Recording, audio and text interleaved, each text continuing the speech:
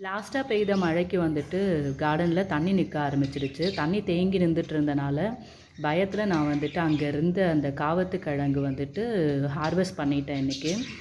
விட்டுருந்தேன்னா இதை விட பெருசாக கூட வளர்ந்துருக்கும். ஆனால் என்னென்னா கண்டிப்பாக அது வந்துட்டு தண்ணி இருக்கிறனால அழுகி போயிடும் அப்படின்னு சொல்லிட்டு நான் ஹார்வெஸ்ட் பண்ணிட்டேன். இது வந்துட்டு வாஷ் பண்ணிவிட்டு நான் காட்டுறேன். வாஷ் பண்ணதுக்கப்புறம் எப்படி இருக்குது பாருங்கள்.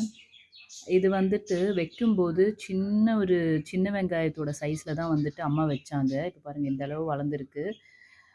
இன்னும் விட்டுருந்தேன்னா கண்டிப்பாக இதை விட பெருசாக கூட வளர்ந்துருக்கும். ஆனால் தண்ணி நிற்கும்போது கார்டனில் கண்டிப்பாக வந்துட்டு இந்த அடியில் இருக்கிற கிழங்கு வந்து அழுகி போகிறதுக்கு வந்து நிறைய சான்ஸ் இருக்குது. அதனால தான் ஹார்வெஸ்ட் பண்ணிட்டேன். இன்னும் இருக்குமா அப்படின்றது தெரியல, செக் பண்ணி பார்க்கணும். ஏன்னா அங்கே நிற்கவே முடியல. இது எடுக்கும்போதே பயங்கரமாக கொசு வந்து கடிக்க ஆரம்பிச்சிடுச்சு. அதனால நான் இது ஒன்று மட்டும் எடுத்துகிட்டு வந்துட்டேன்.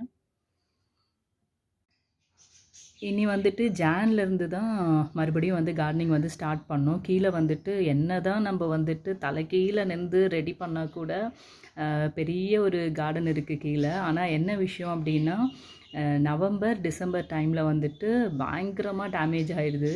மழை பெய்கிறனால தண்ணி தேங்கி நின்று செடியெல்லாம் அழுகி போயிடுது. அப்போது ஜான்லேருந்து மறுபடியும் வந்துட்டு கீழே இருக்கிற கார்டன் பார்க்கலாம். பால்கனி கார்டனோட அப்டேட் வந்து சேனலில் காட்டிகிட்டு தான் இருக்கேன், செக் பண்ணி பாருங்கள்.